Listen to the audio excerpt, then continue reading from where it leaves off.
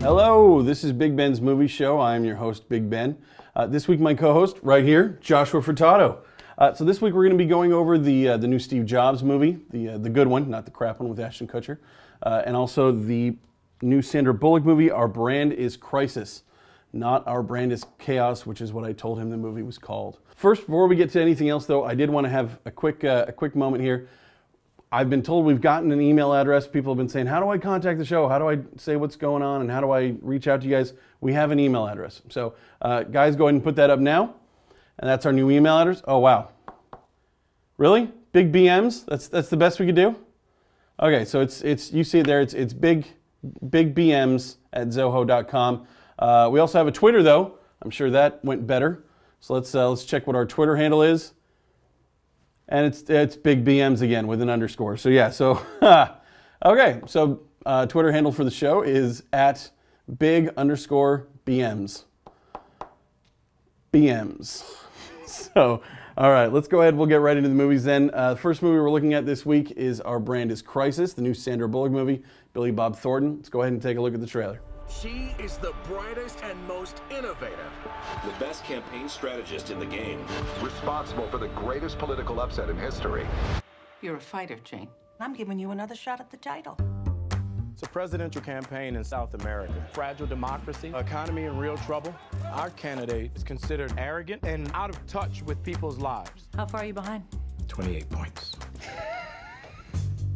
The opposition has hired their own American, Pat Candy. Jane Bodine. Pat? So what are you doing here? I thought you retired or gave up or something. What happened to your hair? So you still got a great sense of humor. How many times have you gone against Candy? 3 or 4 times. How many times has he beat you? 3 or 4 times.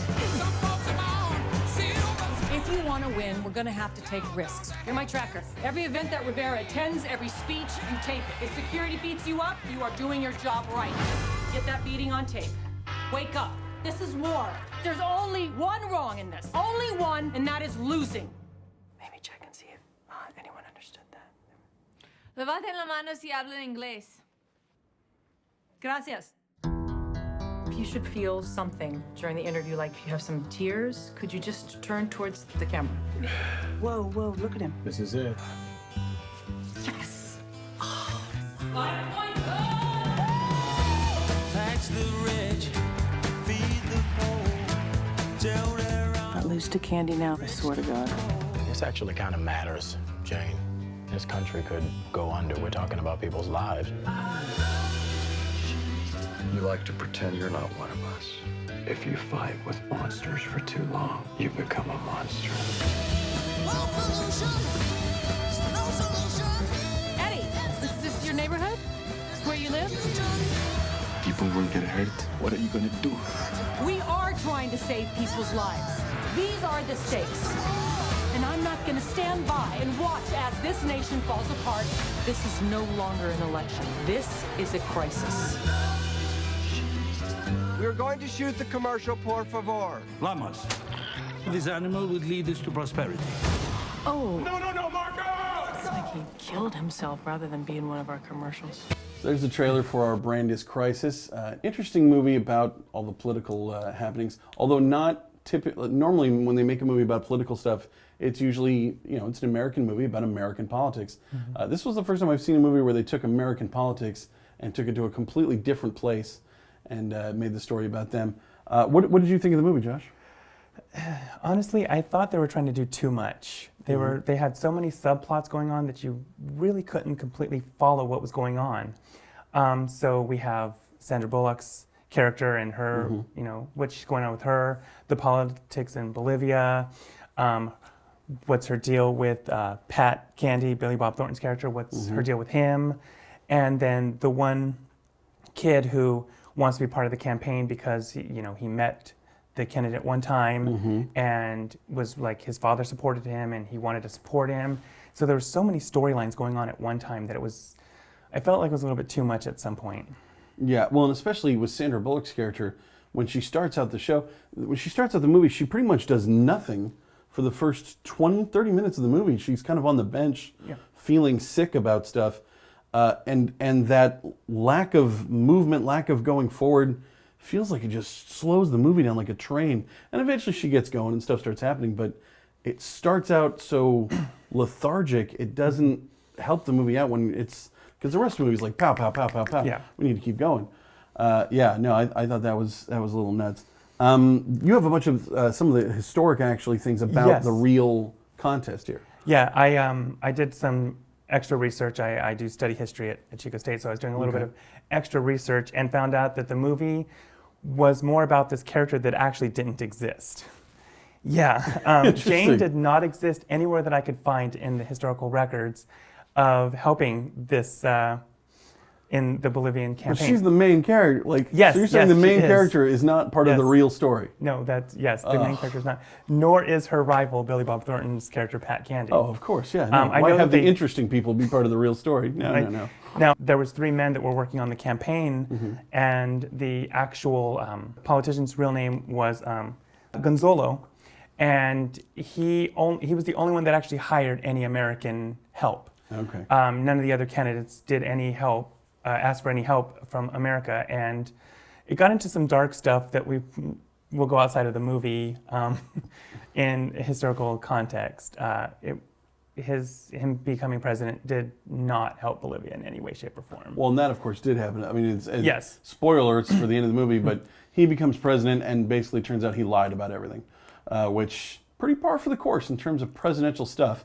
And I found the movie very depressing because this.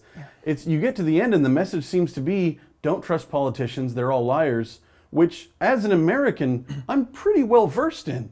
I've never voted for anybody that didn't lie to me. I think that's kind of the rule. I don't know. I mean, I got all hyped up with hope on Obama, but it turns out he had some. So it's at this point, I think we all just know politicians are not to be trusted, and so it's. Yeah, no, that was a bummer. I also felt like there was a couple spots in the movie that are funny, but I don't think any of them were on purpose. No, No, the parts that were on purpose seemed to be her like falling off of chairs or falling down here, but that wasn't the funny parts. To me, the funny parts were when they had him doing the campaign slogan thing, and he just looked ridiculous. Or they wanted me to laugh when the llama got hit by a car, which was in the trailer. And none of that was very funny. Not at all. No, that was, Did you have any, what did you think of Billy Bob Thornton in the movie? Honestly, I think he phoned it in on this performance. I mean, we've seen him in fantastic roles. Look at Sling Blade, and then here it's like, and he's not even a main character really. He's supposed to be, but you very rarely see anything on him except the fact that he is the one that is spurring her on. He's the reason she really starts to fight for the candidate that hired her was because of him. So it was personal reasons. So I think the campaign itself, the young boy's desire to help in politics were side stories to her and her development as a character and her overcoming the different tragedies she had in the past and trying to redeem herself. And that, I believe, was why the movie really didn't do as well as it could have. If they focused more on that, and the politics were just kind of like the sidelines and not really worried who wins, but like more of her struggle, then that I think would have made a better movie, in my opinion. Well, and I think the movie just needed to decide what it wanted to be. Yeah. Do you want to be a comedy? Do you want to be a drama? What are you trying? Is it about the race? I wasn't quite sure if it was about I mean, they talked about the race. They went at the race. But the race didn't seem to be all that important until the end when it became important. I also thought in terms of Billy Bob Thornton, like Sandra Bullock is fine in it. She's adequate. Everybody in the movie is adequate. There's a lot of great talent though. Anthony Mackie, that lady, the older lady that was in Leftovers. That's in this. Billy Bob Thornton was creepy through the whole thing, which I think is what he was trying to go for. He's really skinny in this. Yeah. And he's just creepy. Yeah. There's a guy that looks like him in the documentary. Oh. Like, I think that's where he got the inspiration from, was the actual not good. documentary for this. That's not good. He Yeah, shouldn't. it was- So Billy Bob don't look like that. No, he didn't. He Put was- it on a little bit and, like beef up a little bit and look like a normal person. Yeah, definitely. And don't smile like that all the time. That's gross. Oh, yeah. It's gross. Don't look at me like that. All right. Next movie we're going to be looking at Steve Jobs. Let's go ahead and take a look at the trailer for the Steve Jobs movie.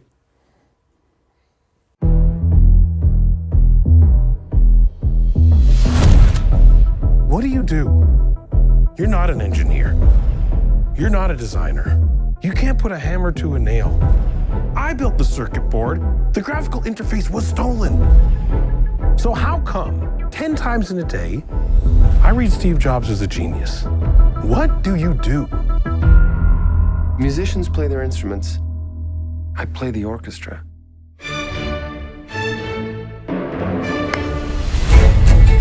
I hear you've been worse than usual this morning. I didn't think that was possible. It's a system error. Fix it. Fix it? Yeah. We're not a pit crew at Daytona. This can't be fixed in seconds. You didn't have seconds. You had 3 weeks. The universe was created in a third of that time. Well, someday you'll have to tell us how you did it. I'm begging you to manage expectations out there. You see how this reminds you of a friendly face? It's warm and it's playful and inviting and it needs to say hello. If you keep alienating people for no reason, there's be no one left for it to say hello to. Your Apple stock was worth $441 million, while your daughter and her mother are on welfare. She's not my daughter! You must be able to see that she looks like you. You're issuing contradictory instructions, you're insubordinate, you make people miserable. Even if that were true, doesn't sound that diabolical to me.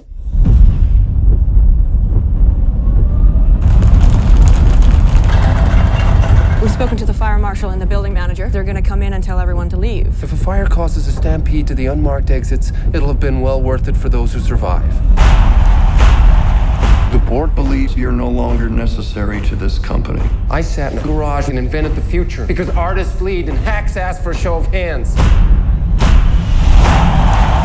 You're gonna end me, aren't you? You're being ridiculous. I'm gonna sit center court and watch you do it yourself.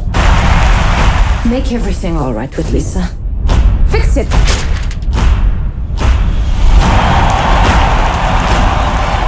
Ladies and gentlemen, please welcome.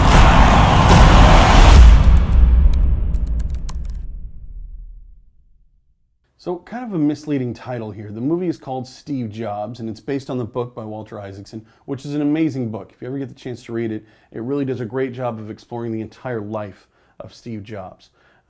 It's one of the best reads I've ever sat down. But this movie is not that. This movie is specifically about 3 moments in the life of Steve Jobs. And I think this is where the movie, right off the bat, it puts itself down at the bottom of the hill before it even starts going. In forcing itself to live in this tiny little world of 3 press events, 3 launches for products. The launch of the Macintosh, the launch of the Next computer, and then the launch of the iMac.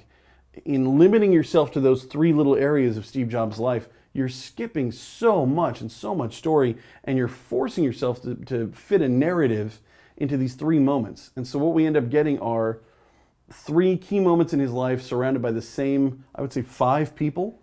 So you see the same 5 people in 3 different scenes at 3 stages in life.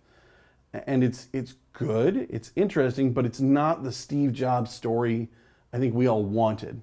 Honestly, and I'm gonna be sacrilegious here. The Ashton Kutcher movie does a better job of telling the whole story of Steve Jobs than this movie did.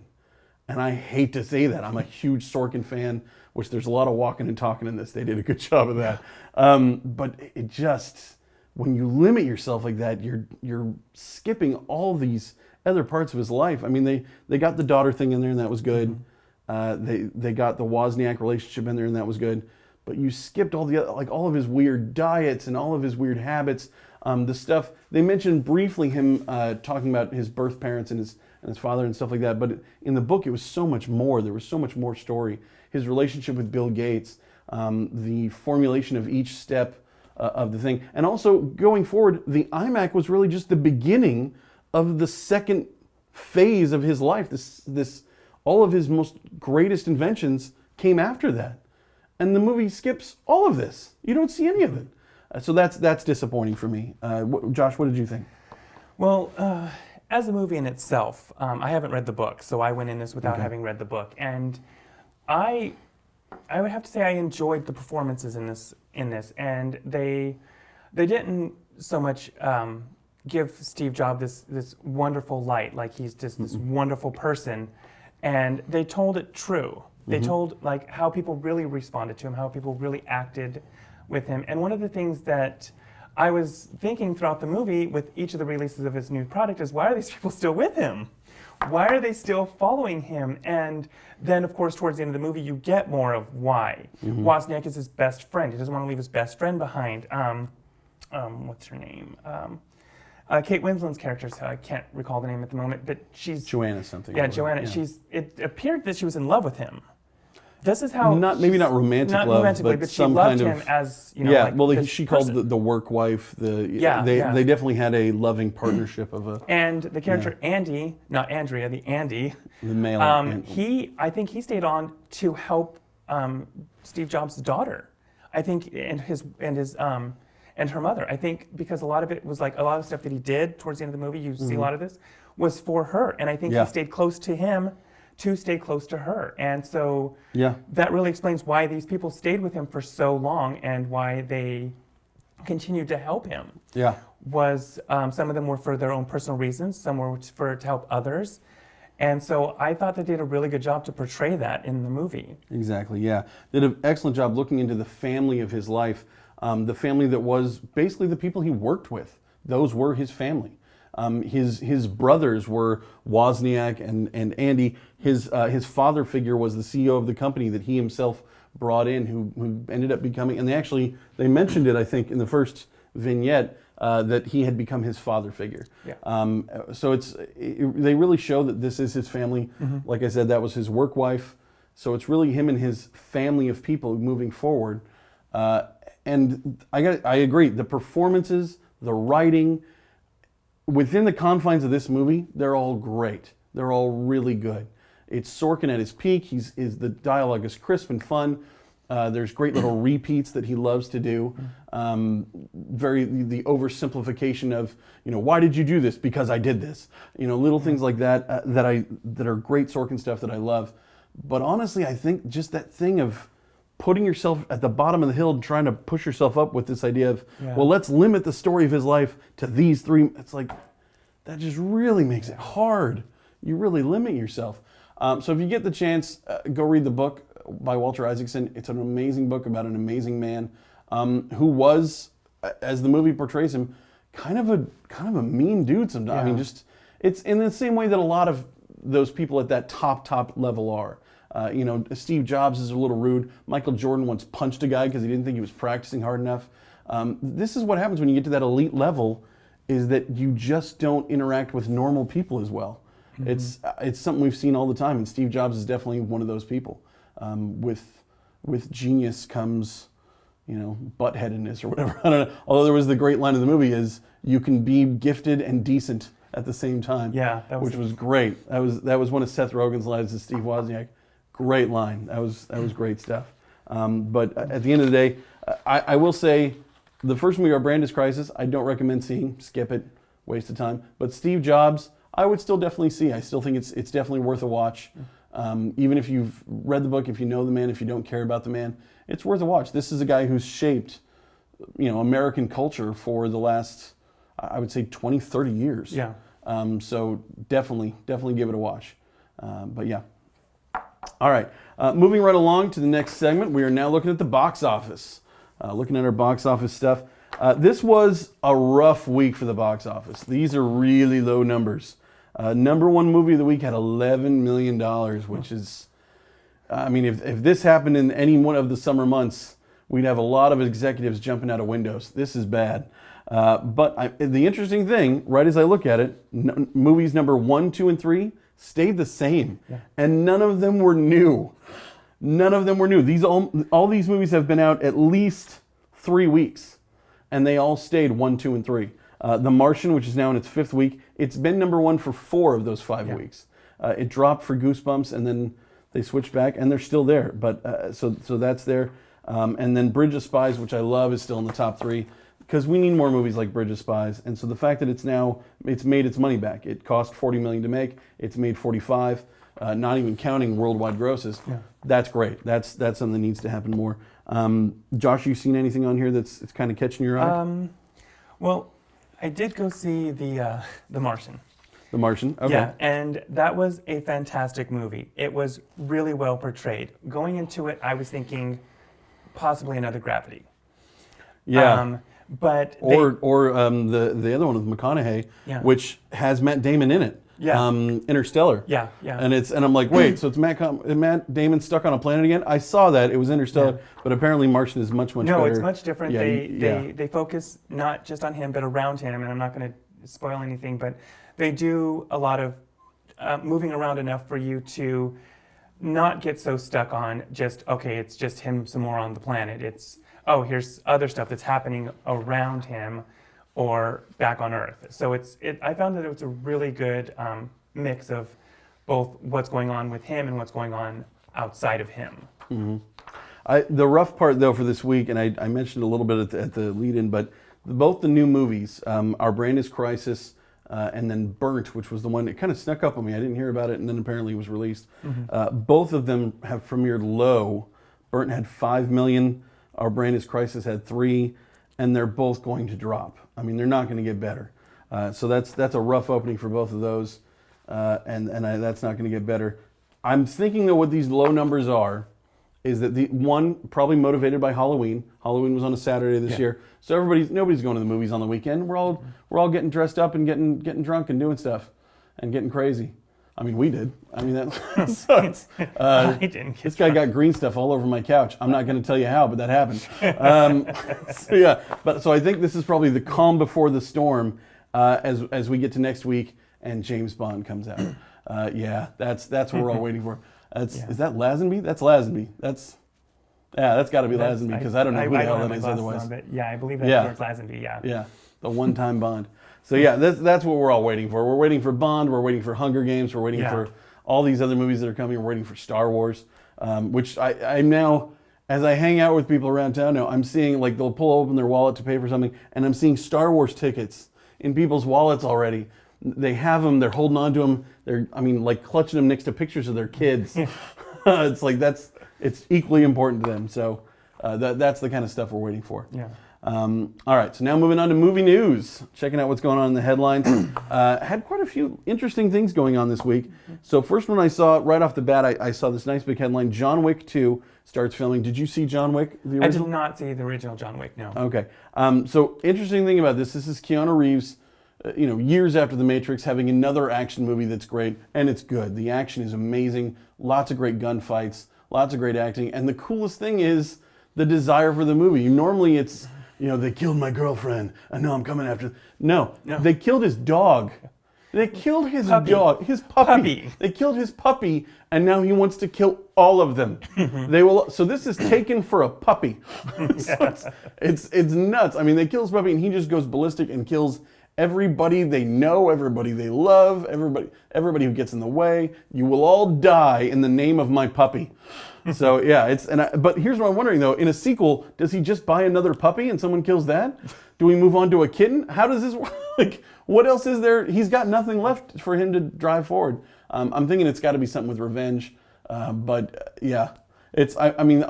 anytime I go see a Keanu Reeves movie, the line that I'm waiting for is, "Whoa."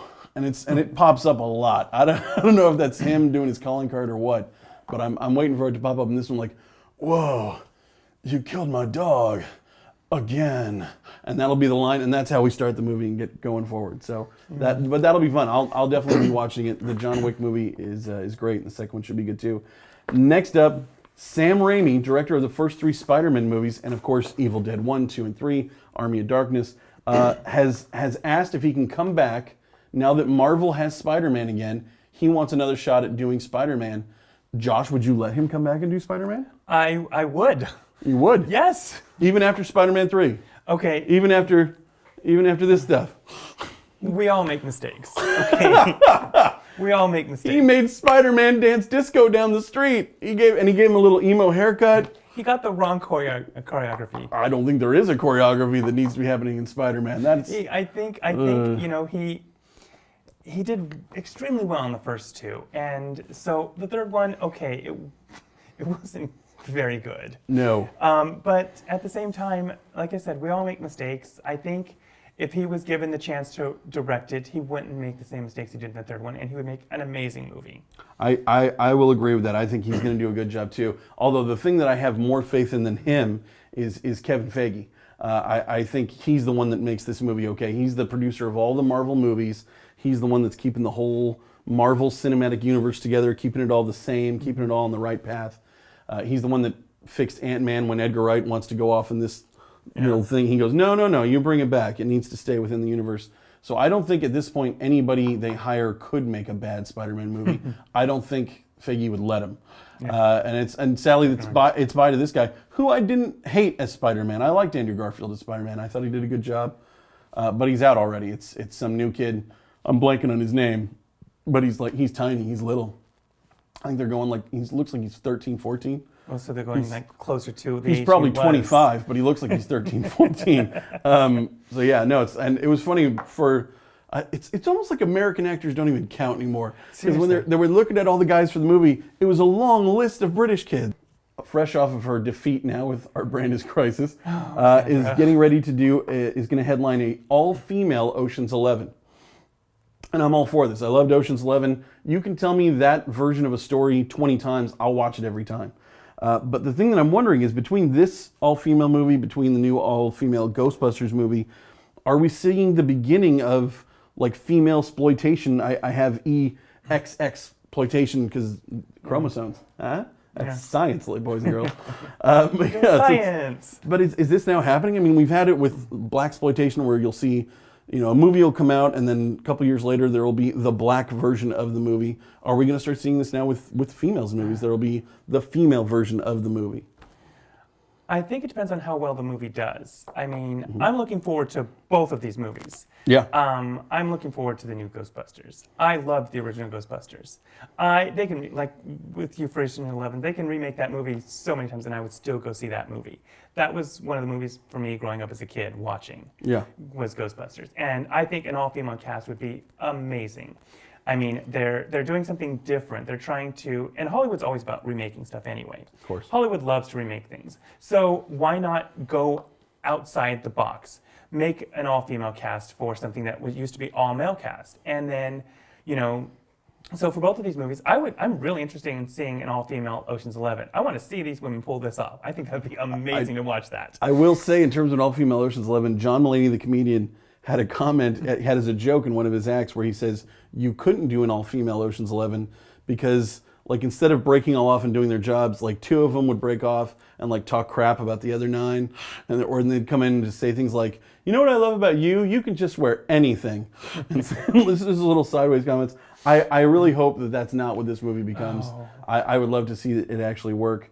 I agree with you. And then in terms of Ghostbusters, this is the, I think, 3rd or 4th try. They tried to remake it in the 90s. They were going to have Ghostbusters The Next Generation. Where they were going to hand off the torch, and it was supposed to be Chris Farley, Chris Rock, and Ben Stiller were supposed to be the Ghostbusters.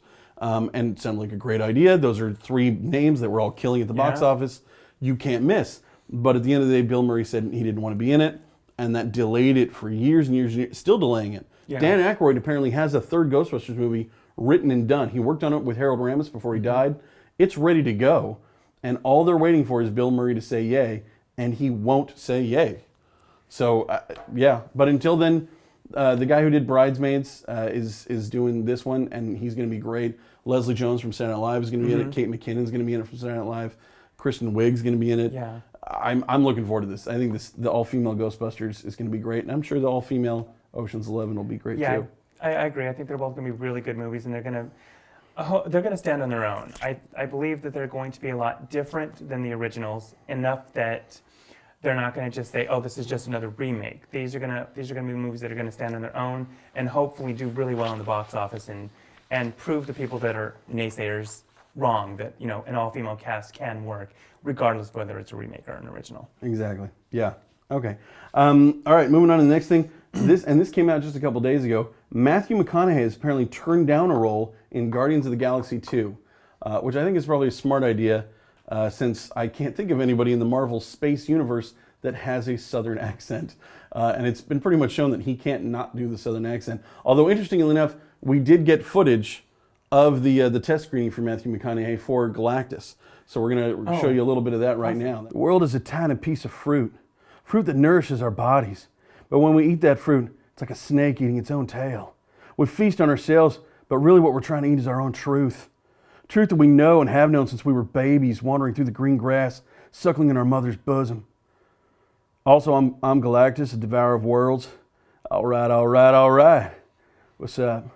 With footage like that, I don't think that's going to work. I don't think he's a good fit for that role. I don't think Galactus is from Texas. I don't think he is either. Yeah, no, I don't think that's. So, yeah. I don't think that's going to be a good fit. So it's probably a good thing that he passed. I can't imagine. He did say that he wants to get into the Marvel universe at some point, but I can't see him doing that. I honestly haven't seen him do a really strong performance since Unsolved Mysteries. Unsolved Mysteries? Yeah, he was in an episode of Unsolved Mysteries back in early 90s. He played a murder victim. Wow. Okay. Yes. Yeah. And the great thing about it was he was in Texas. Oh, well, that fits. It was in Texas, and he had, I think he had 2 lines. And did he take his shirt off? Because that's standard. He did. There you go. He did take his shirt off. There you yes, go. that was. He started with it off. He didn't. There you go. He didn't really even have it on to begin with. So that's good. I got to say though, he did sound amazing and had really good-looking lips in that test screening. Yeah. So good for him on that. Yeah, go for it. Yeah. All right. Okay, looking at the next one we have here, the Tupac movie. They've been making a movie about Tupac, especially now with the success of Straight Outta Compton. Straight Outta Compton was the #1 movie in August of this year. So now you look at that, and Tupac was in that movie for a quick second. Yeah. Well, see, that's Biggie. That's not Tupac. So Tupac. Well, that's Tupac's ghost from South Park. That counts. We'll go with that. We'll go with that. That counts. So Tupac was in that movie for a quick second, but now they're definitely talking about doing a movie about Tupac, which I feel like we should have had this like 10 years ago. Yeah. But now they're doing it. The problem is it's being slowed down again because it's being sued. Oasis is suing Morgan Creek for breach of contract. Gotcha. So it wasn't like, oh, something racist happened or something like that happened. It's an actual legitimate lawsuit. Yeah. Well, and $4 million in the world of movies might not sound like a giant amount, but when you're already starting with a $30 million budget, $4 million over is a big deal. Movies like this, they're expecting to make for a smaller amount and just have them do huge amounts at the box office. That way, it's supposed to be a money-making movie, and that's what they're going for. So yeah, if you're going over budget, you're definitely cutting into that time, especially if they're going to release it like they did with Straight Outta Compton in August, which is like the dead month of the summer months. And with this, they'd probably release it in April or March or something like that, where you can kind of dump some stuff that's not summer movie material, but still might make you some money. At this point, I think Tupac might just have to like reveal that he's alive to get the movie made. So we all know, right? It's all he's alive. He keeps coming out with new music every year. Right. Wise up, folks. All right. Next one we're talking about, Bad Santa 2. Bad Santa 2 is finally happening. So I guess my plea for Billy Bob Thornton to stop doing creepy roles will go unanswered because, ew. So, Bad Santa 2 is coming. Now, the original Bad Santa came out in 2003. And now in 2016 or 17 even is when we're going to get the sequel. And that seems enormous for me. That's a really long time. That's a big jump. It's a big jump. So, and that's what I thought until I went and looked at the other movies from 2003 that either just had a sequel or are going to have a sequel. It's more than you'd think. So from 2003, other movies that are coming out that are going to be sequels, Finding Nemo is going to have a sequel next year. Yeah. That came out in 2003. And that doesn't strike me as weird. That strikes me as finally why I've been waiting for that for days. I want that to happen. There's going to be another Pirates of the Caribbean movie. That's going to be coming in the next year. So that started in 2003. There's going to be another X-Men movie. There's going to be another Terminator movie. We're going to go fast and quick with these pictures. There's going to be another there just was another Peter Pan movie. The last live-action Peter Pan came out in 2003, and then we had Pan this year. There's going to be another Fast and Furious movie. The second Fast and Furious movie came out then. We're going to keep making them, even though that guy's dead. So nothing stops these people. So the idea that we've been waiting too long, it's pretty much just standard fare now. This seems to be what Hollywood is doing, is waiting long times, really making sure that they have the money to get it all together to make one. Super Troopers, another movie that came out right around there. Yeah. They're coming out with a sequel, although their delay was because they went and tried to make other movies, and then they got cold. So Hollywood didn't want to touch them for a bit. Now they've crowdfunded the new sequel, Super Troopers 2. They wanted to raise $2 million. They've raised $3 million. So that's in filming. I've actually seen set photos of that already. So that's upcoming. So that's going to be good. But yeah, lots and lots of sequels coming, which again just kind of reinstitutes this idea that Hollywood has no new ideas. Yeah. It's... Well, at least with sequels, they have a little bit of their own idea and not just remaking something. Yeah. They're continuing a story, or hopefully they're adding to a story, or just doing more silly and they're stuff. doing it because it makes money. You instantly, whoever saw the movie the first time is probably going to see the movie the second time, and what we've seen is that more people go see it the second time. So like if you saw X-Men and you loved X-Men, even more people went and saw X-Men 2 than saw X-Men. Yeah. And even more people saw X-Men 3, as crazy as that is, than saw the first two. And that third one sucked. Yes, it did. You still went and saw it. So that's how that works. The more sequels just end up making more and more money. The Pirates movies especially, those things are just, they just print money on those. Yeah. So, all right. Definitely. Now we move into the part of the show where we talk specifically about our co-host and we find out new things about them. We look at the classics. Josh, what are your classic movies? Movies from your childhood that still work, that still hold up? The first movie that came to mind when I saw this was A Christmas Story. That came out when I was a child. Classic. I mean, I was actually a little kid. Well, I was probably 4 or 5 when that movie first came out. And I religiously watched that movie every year. There was times when it was playing on a station for 24 hours straight, I would watch it 3 or 4 times on that station. That movie, still today, I still watch that every Christmas because that movie just has so much of my childhood in it, so much joy and so much happiness from my childhood that I have to watch it. Well, and it's a classic. It's absolutely a classic. I had a BB gun as a kid, and they did tell me I would put somebody's eye out. Oddly enough, I didn't put anybody's eye out. I broke a couple windows, but I didn't put anybody's eye out, but my dad did shoot the dog. So I'm telling stories on you, Dad. And everybody knows, the world knows, you shot the dog. All right, so interesting thing about Christmas Story, the young boy that was in the Christmas Story has now grown up, he's an adult. Yep. He is friends with Vince Vaughn and Jon Favreau and has now helped them and been directors and second unit director on a lot of their movies. Yeah. He's still kicking, still doing good. Yeah. Not an adorable child anymore, now he's kind of an average looking man. Yeah. But yeah, see, that was him as a kid. Holy crap, that's an adorable kid. His eyes are just so like they pierce you. Oh, and his nose looks fake. It's so nice. My goodness, that is nuts. Right. All right, what's next on your classics list? The next one on my classic is an animated film that came out again when I was a child. Okay. I believe around 1987 or so. Okay. Is The Chipmunk's Adventure. Oh. And this movie, I watched it a lot as a kid. I actually wore out the VHS. First time. I've seen that a million times. This was the first introduction of the chipette, so you can see up here in the little hot air balloon. And that's a great, I love this movie. It was a fantastic movie. I can still watch today, and I can still quote it line for line while watching it. It's they would... And worlds better than the CGI animated new versions. Oh, I didn't even watch those. Yeah, no, I haven't either. I've watched bits of them, and they're just, ugh. I mean, I got a 9-year-old kid, so she loves watching them, so I got to watch them. But they're just dreck. And I try. I go back and like, look at this one. It's better. It's got substance. And she doesn't care because it looks hand drawn, and that's weird to her. So yeah, no, but that's a classic movie. It's a great movie, and one of my coworkers cheered me up at Blockbuster when I worked there because it came in as one of the movies to rent, and she put it into the DVD player for me. Nice. Because I was just having a bad week. It was just a bad week, and that just cheered me right up. It's always been one of my favorite, and always will be one of my favorites. Nice. That's the chicken soup for the soul. That movie. Right. Nice. One more? Do you I have do one have more? one more. The third one also came out when I was a child. Is The Goonies. This is just all right. Great photo there. Chunk love Baby Ruth. Yes, he does. This movie, it just had so much depth to it. It's like kids being kids in this movie. They have this adventure, which happened to be a real adventure, which always made me jealous because I was like, Really? wait a minute. So it was a true story? No, it's not a true story, but like the kids had a real adventure. Like Yeah. it wasn't like make believe for them. It was a real adventure. And Yeah. I was always jealous. Like I never have those kind of adventures. We don't actually find anything when we go out and play or Nobody make shoots at believe. us. Nobody shoots at us, or we don't find pirates, or. But the movie was Giant always, mutated Cyclops things. No, we never find any of these things. but the movie was always fun, and it still has that nostalgia feeling for me that it's like even now I can watch it and enjoy it. And there's movies from my childhood that if I went back and watched, I was like, no to this, just no to this. But this movie is on my top 3. Just it's just a fantastic movie to watch. I gotta ask though, because they're making a sequel.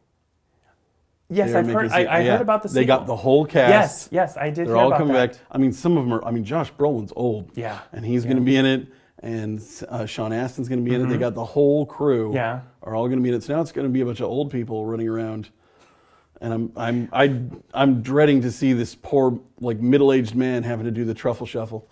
There were old people. He's actually not overweight anymore. He lost a lot of weight. Oh, that ruins it. Yeah, and that movie was one of the Put the weight back on, chunk. That was one of the few movies he did. He actually became a Hollywood lawyer. Wow. I did research on him. This was before knowing about the show. This was years ago. I just wanted to see what happened to the actors in the movie, and I found out that he lost quite a bit of weight. He might have put it back on by now. I'm not sure, but there were middle-aged old people in the Don't first ruin the one. sequel, They kids. just Put the weight back on.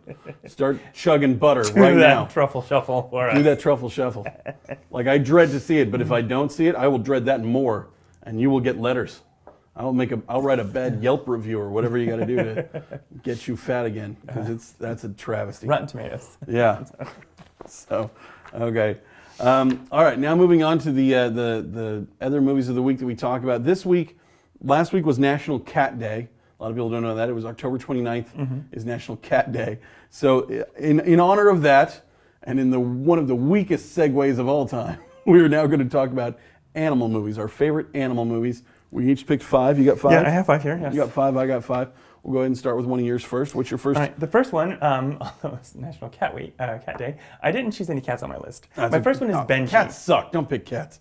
I get it's in honor of the cats, but cats suck. Okay, so there are felines in this movie. So I mean, Benji does take care of some. They're the wild bad animals. guys.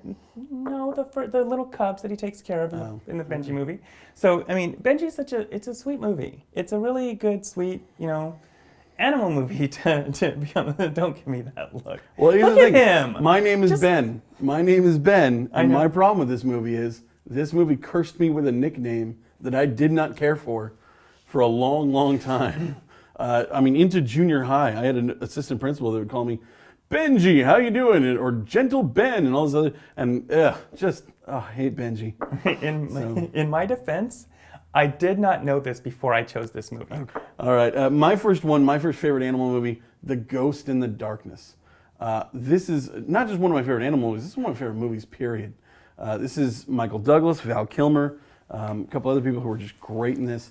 This is based on a true story about when they were building the train across Africa, and 2 lions killed almost an entire village full of people, almost a dozen guys, and had to be killed by the bridge engineer. It's a main true story. The skeletons of these 2 lions are in the Smithsonian. You can go see them. Oh, wow. They're giant lions. The movie starts with the line, and this is a great line: "Only the most amazing parts of this story are true." Which is, if you're selling a movie, that's it. That sells it right there. That's great stuff. Great movie. Lots of suspense, lots of wonderful lines, really good stuff. One of my favorite movies, and scares the piss out of me. So, what do you got next? All Dogs Go to Heaven. Another movie from when I was younger, and All Dogs Go to Heaven is a cute movie about a dog that redeems himself. I mean, he's a bad dog, and then he comes back and he tries to redeem himself, and so it's a sweet movie, that he tries to help this little orphan girl for profit, but then realizes that it's the profit is his soul. Yeah, the profit is his it's not like he's trying to make money off you. Yeah, no, his profit is his soul, but then he's told that he has to do good things so that he can continue to live on this planet. Yeah. And so that's his idea is, I'll do good things for an orphan chick, and then they'll let me keep living. and amazingly done quite well with Burt Reynolds and Dom DeLuise. Yeah. Who do a great job in this, and it's Don Bluth. It's another one of his. So American Tail, Five Goes West, Troll in Central Park, all that stuff. He does a great job with this one too. There's a little sad thing about the movie is the Anne Marie who sings that song about being an orphan. The girl that voiced her didn't actually do the song. She couldn't stand singing that song. It was just too sad for her. Oh. And it was like that was really touching and heartwarming. And there's other things about the movie I'm not going to bring up on the show because it's really sad and we're just going to start crying and I don't want to cry. You don't want to hear this stuff. So let's go to your next movie. Do you want to hear this? Okay. Cry for me, Josh. He wanted to hear this. The girl that played Anne Marie was killed by her father a few months after the filming of the movie. And yes, and she actually passed away before the movie was actually released. It was horrifying. This girl was an amazing little actress. She had done after-school specials, and to be brought down at 10 because of an abusive father. So he asked for it now. That's sad. Why did you bring that up, man? You made me do it. That's so sad. You made me do it. That's so sad. It is sad. It's a really sad, tragic end. All right. Let's go to something happier. Let's talk about a movie with monkeys killing people. No, my next movie is Congo. Now, this is a movie, depending on who you ask, this is either a great movie or a terrible, terrible movie that deserves to be shamed and made fun of. I think it can be both. So I just watched this with my daughter last night, and to me, it still holds up. I love this movie. It's one of Michael Crichton's movies, the writer of Jurassic Park, Sphere, a bunch of other great movies.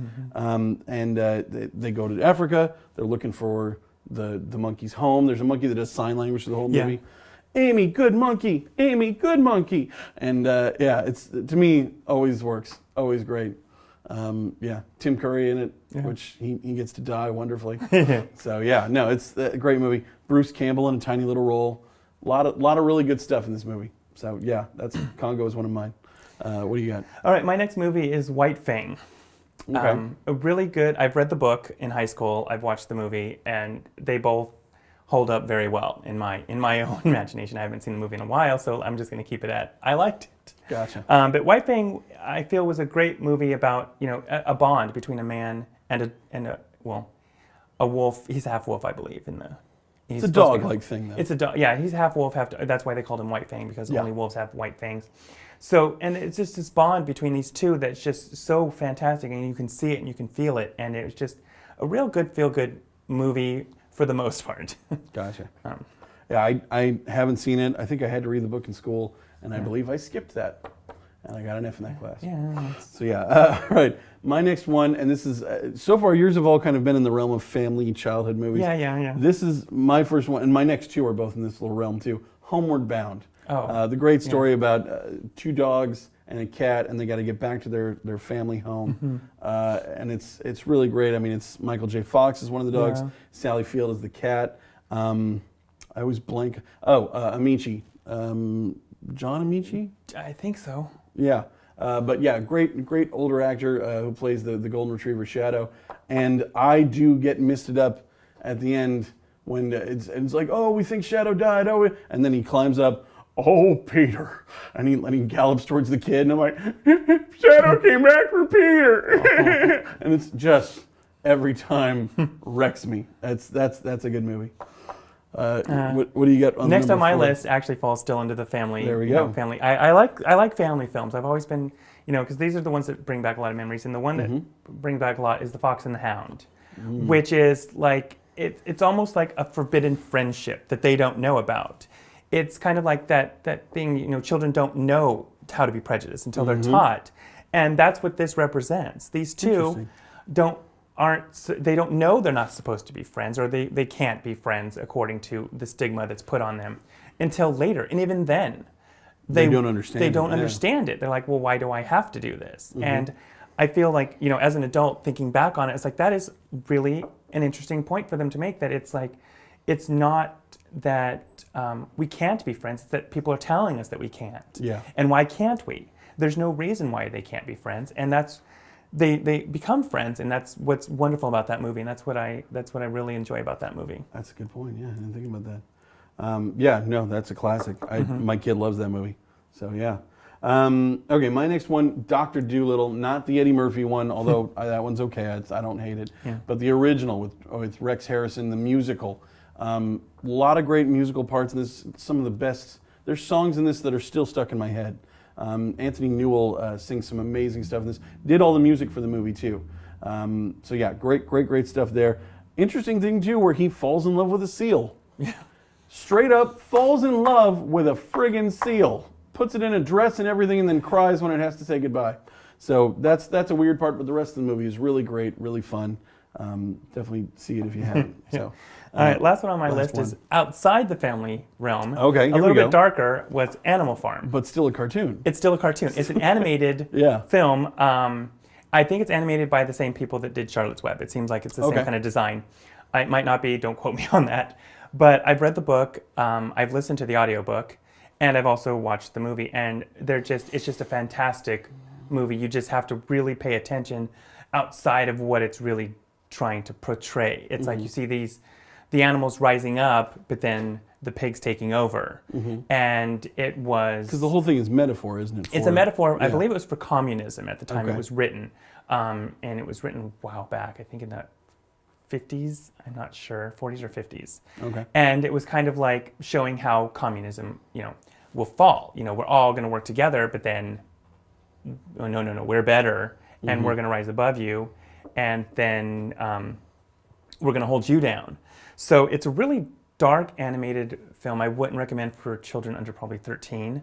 Interesting, even though it's a cartoon. It is a cartoon, because kids would see it and be like, oh, cartoons, I want to watch. And you'd be like, yeah. No! And I mean, they might get it to where they don't understand it because they don't really show any of the real darkness that's in the book. Like the book really instigates that things, like dark things happen, and the movie doesn't really portray it as much. So I'm not sure. I don't have children, so you might want to screen it before you allow your Cassie to watch it. She just saw Stephen King's It last week, so I think she might be okay with it. It's a different type of dark, but yeah, it's still kind of dark. My kid's for real.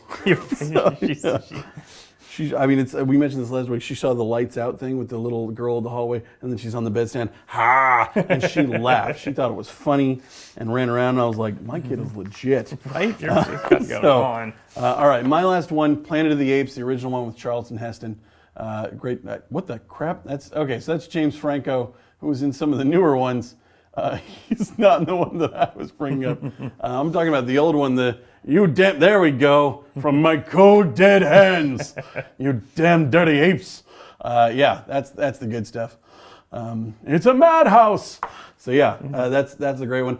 Interesting thing about that movie, when I go back and watch it, I never remember how much he just walks around. Yeah. There is so much travel time in these movies, so that if you cut him down, it's at least cuts off 15 minutes of the movie. Definitely. It's just him, and here he is on a horse. Still on the horse.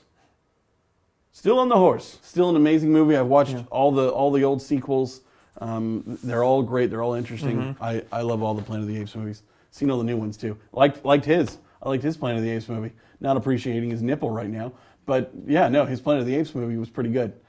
And although the one after Dawn of the Planet of the Apes, which came out I think a year or two ago in the summer, that's the best. That is the best. And I hate to say that about even going back to the originals, but no, the new one with Dawn of the Planet of the Apes, the best of all the Apes movies. All right, coming to the end of the show, we only got a few minutes left, so it's time for Suck Not Suck.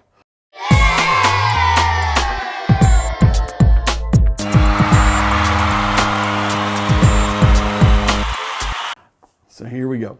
All right, number one on Suck Not Suck, and this is all fall themed. The fall weather.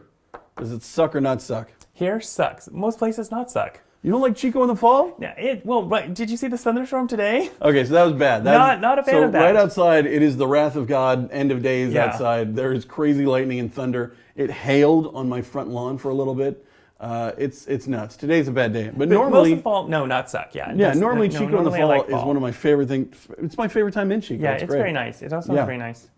Okay, so fall suck. Not suck. Not suck. Doesn't suck. I agree. Not suck. I like the fall. Falling down. Does falling down suck? Yes, falling down sucks a lot. Falling down does suck. I do quite a bit of that. You fall down a lot? No, okay, not quite a bit, but at work I have a fear of falling down. Yeah, falling down sucks. Falling down sucks. I'm I'm what you would call morbidly obese, so falling down sucks a lot. I am right there with you. you. Nothing works great on me, and falling down makes it all much harder to get up. Yeah. Okay, next up, the fall of mankind. Does the fall of man, just like theoretically in the future, Judgment Day, does the fall of mankind suck? I think of Planet of the Apes with Fall of Mankind, and that would suck. I think that would suck yeah. for us at least. Yeah. I mean, others might not think it sucks, but for us it would suck. Seriously, if I have an ape host next week and I say Fall of Mankind, he's going to be like, I'm down. Right. But for now, with two men here as mankind, does not suck. That sucks. We don't like the Fall of Mankind. No. We like being in charge. All right, next up, The Fall Guy, classic TV show. Not suck. I watched that as a kid. Okay, I haven't seen it, but I've heard it's amazing. No, it's a really good. Yeah, no, I'm going to go ahead and say not suck too. Yeah. You know, they've been trying to make a movie out of it for years. I think they should. And it's, well, they get like halfway up the hill and then something happens and it unravels. Yeah, it sounds like it's good. All right, more recent TV show, Falling Skies, with Noah Wyle. This, of course, is about aliens taking over the planet, and him and his people fight back. I thought you were literally it's talking about falling skies. Oh, like the sky is falling, like Chicken Little? Like Chicken Little, and I would say that would suck. This, I don't know. The sky falling down would suck. I would agree with that. That's what I thought you were talking about when you sent me these notes. This show, I did watch this show for the first, I want to say 3 seasons. I think they only went 4 or 5. And eventually just got repetitive. Yeah. And this is what I'm finding with a lot of these shows now that are really, I just bailed on Leftovers on HBO. Yeah. Because it's every week, want to hear more about the sadness? So, but I'm going to say Falling Skies not suck. I thought it was okay. So, all right. Next one, Fallen by Alicia Keys. I listened to that. Okay. And I'm going to say I'm not a fan. It sucks. You're not a fan of Fallen? No. Oh my goodness, this was like one of the hottest songs in the world, like early 2000s. I heard this all the time. I love this song. I missed the hype, but yeah, no. Oh, that's so rough. I'm sorry. That's such a bummer. Sorry. Okay. I'm going to say not suck because that song is awesome. Alicia Keys is, she's for real. That's a good song.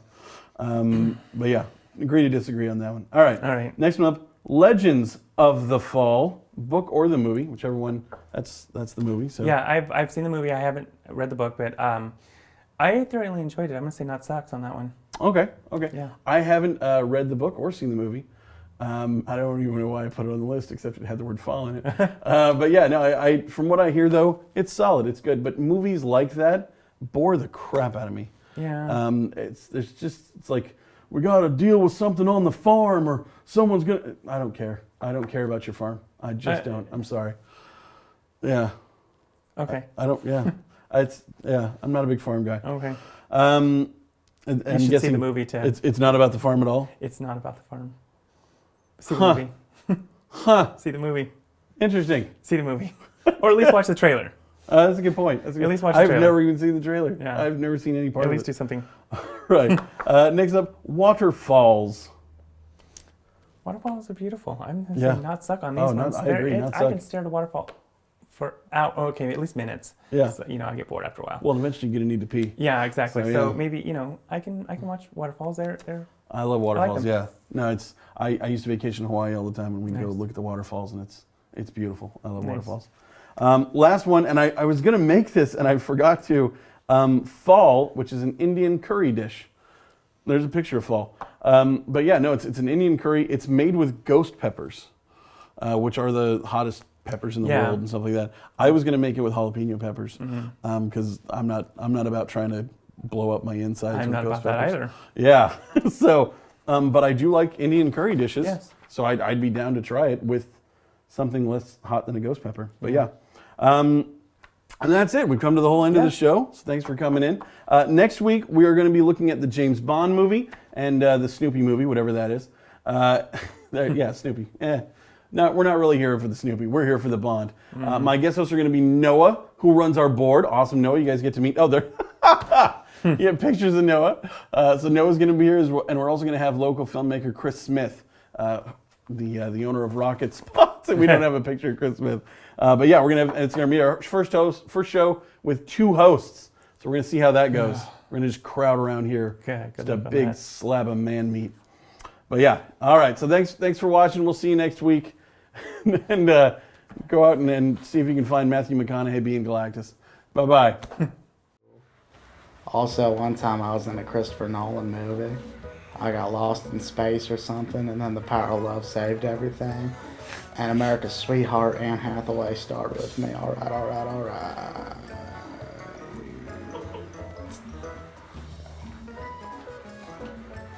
Then I was in a TV show that was really good for one season. And then the second season came out, and everybody was like, oh, wait, Fargo's better.